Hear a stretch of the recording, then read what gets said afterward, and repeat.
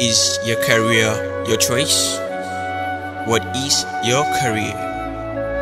Who is supposed to choose your career for you? Is it right for you to be told what you should become? Ask yourself, after I almost lost my path, before I came to the realization that a career is supposed to be a divine calling and not an instruction I'm given to comply with. If a career is a divine calling and not an instruction I'm given to comply with, and I ask myself, if a career is a divine calling that I'm supposed to walk with as a means of exploring the hidden treasures in me, so as to give the word destiny a perfect definition with my life, let's ask ourselves, where do I belong? Where do you belong? Are we living a life or a life of someone else? I admit I'm a victim of what I'm talking about, because growing up in the world, it's like growing up in a place where nobody respects your feelings or visions, because it is a place where a child don't have a say of whatsoever before the elder ones. It's like growing up in a military base where your superiors tells you about what to do regardless of your strength, the task, your intention, or your desires. They tell you to go until they tell you to stop. So you just have to keep moving. But then before you regain yourself, all you have had already is gone.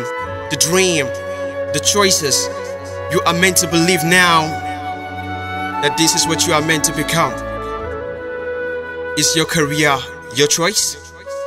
I thought this was only restricted to the children of the elite, where the parent will own an empire or an organization of whichever kind, and having what they have now, they will be like, you have to study this or that so that you will take over my hospital or empire. Okay, let's take into the consideration Jesus. The story might be a mystery, but at least his earthly father was a carpenter, but he chose to be a messenger of the gospel of peace.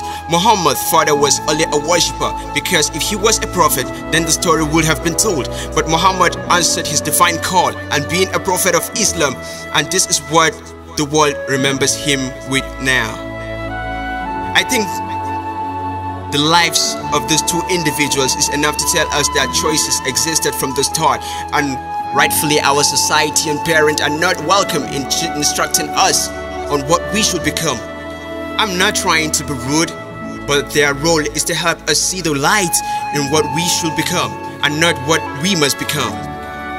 Michael Joseph Jackson, Ronaldo, Michael Jeffrey Jordan, Muhammad Ali, Bill Gates, Lionel Messi, Albert Einstein, Mark Zuckerberg, Sean Carter, Nasri Jones, Christopher Wallace, Amari Shakur, Galileo Galilei, Isaac Newton.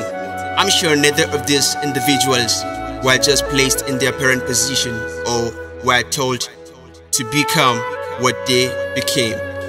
I thought I was lucky since I have a mother that respects and cherishes my dreams, but on getting to the higher institution, then I realized that I haven't escaped the idea of someone choosing my destiny and career for me, because what I applied for was not what I was given. The society that I live in tells you your destiny is in your hands, and at the same time they tell you this is what you should have to become or be considered as an outcast. And after looking at what's going on around me, I feel this is the only being ungrateful to God, because if He chose you and every individual with a unique potential, then why do we have to put so much priority in pleasing humans instead of exploring your horizons and visions? I'm not saying you should be a fighter. All I'm saying is you should think and make a way out for yourself, because you just have to be responsible for your life, mistakes and decisions, your career and your vision. All I'm saying is you should give yourself a career choice or a vision that makes you always want to give it the best of you in every second of your life. Make yourself worth being remembered. Hard work is not enough until you find yourself at the right place. Peace.